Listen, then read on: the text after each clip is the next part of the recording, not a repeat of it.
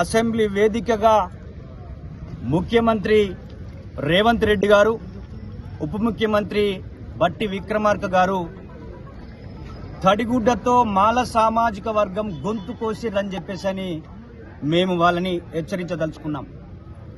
నిన్న షమీం అఖ్తర్ కమిషన్ ఏ రిపోర్ట్ అయితే ఉందో కనీసం అసెంబ్లీలో ఒక హౌజ్ కమిటీ వేయకుండా మాల ప్రతినిధులని, మాదిగ ప్రతినిధులతోటి ఆ రిపోర్టుని అధ్యయనం చేపించి దాదాపు ఒక 3-4 రోజులన్నా ఆ యొక్క ఇష్యూ పైన అధ్యయనం చేపించి దాన్ని ఏ విధంగా చేయాలనో నిపుణులతో చర్చించి చేస్తే బాగుండేది.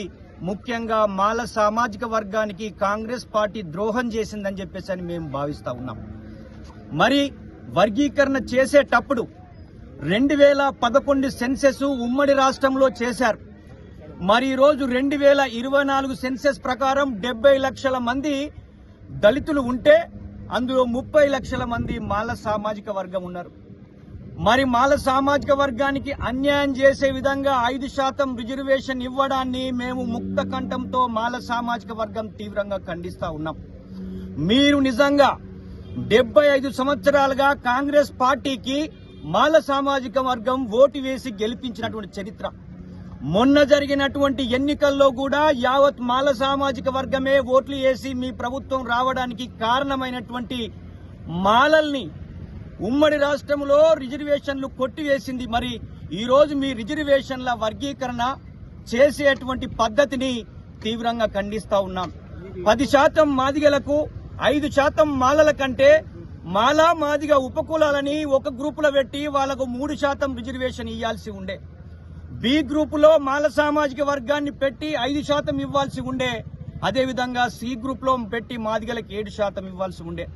మరి మేమందరం కూడా మాల సామాజిక వర్గంగా కాంగ్రెస్ పార్టీ విధానాలని మేము తీవ్రంగా ఖండిస్తా ఉన్నాం.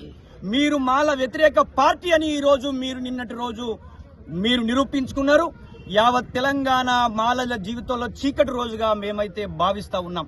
అంతేకాకుండా ముఖ్యంగా బీజేపీ పార్టీ గాని టీఆర్ఎస్ పార్టీ నుంచి మాట్లాడినటువంటి కేటీఆర్ గారు కూడా ఆ యొక్క వర్గీకరణ చేసినటువంటి విషయంలో ఇది సరి అయిన కాదు, ఇలా చేయొద్దు అని కూడా మాట్లాడకపోవడాన్ని మేము తీవ్రంగా ఖండిస్తా ఉన్నాం. అంతేకాకుండా ఆ లెక్కలు తప్పుల తడకగా ఉందనే విషయాన్ని మేము గుర్తు చేస్తా ఉన్నాం.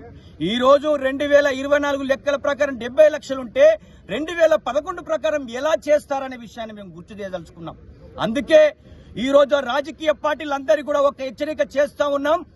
తెలంగాణలో ఉన్న 30 లక్షల మంది ఈ 3 రాజకీయ పార్టీలకు వ్యతిరేకంగా ఒక ప్రత్యామ్నాయ రాజకీయ శక్తిగా మారడానికి మొత్తం కూడా యావత్ తెలంగాణలో ఉన్న మాలలంతా కూడా ఈ వర్గీకరణ చేసిన తీరుతెన్నుల పట్ల మొత్తం జిల్లాలలో కాంగ్రెస్ పార్టీ దిష్టి బొమ్మలు రాస్తారోకోలు చేయాలని చెప్పేసి యావత్ తెలంగాణ సమాజానికి పిలుపునిస్తూ కాంగ్రెస్ పార్టీ మాలల వ్యతిరేక పార్టీ అని ఈ రోజు మాల సామాజిక వర్గం అంతా కూడా మనం నిర్ణయించుకోవాలి.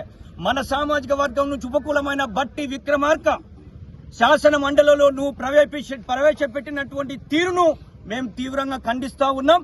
ఏ రోజు కూడా నువ్వు మాల సామాజిక వర్గం తోటి లేవు.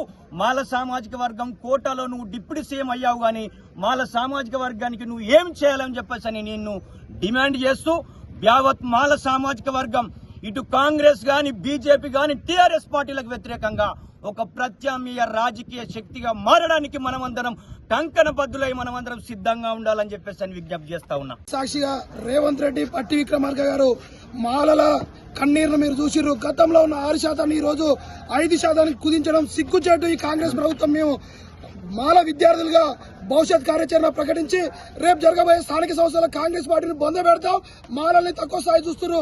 మీరు మందకించిన భయపడి ఈ రోజు 9% చేసిర్రు. గతంలో ఉన్న దాన్ని తుంగలో దొక్కిర్రు. మీరు కులగణన చేసిర్రు. వాస్తవ కులగణన లేదు. బీసీల జనాభా తగ్గించిర్రు. మీ దళితుల కులాలను తగ్గించిర్రు. మీ యొక్క అగ్రకుల జనాభా ఎక్కువ చూపిస్తున్నారు. కబద్దార్ రెడ్డి పాలకులారా, మాలల సత్తా ఏందో భవిష్యత్తులో చూపిస్తాం. మాలలకు అన్యాయం చేసిన పార్టీని బొంద పెడతాం. మాలలు రాజకీయంగా మేమే స్వతహాగా ఒక రాజకీయ పార్టీ పెట్టి మా దమ్మేందో చూపిస్తాం. తెలంగాణలో అన్ని పార్టీలు కూడా అందరూ కూడా మందకిస్తాయి అంటుంటారుగా. మాలల దమ్మేందో మేము చూపిస్తాం భవిష్యత్తులో. కబద్దార్ రేవంత్ రెడ్డి, బట్టి విక్రమార్క.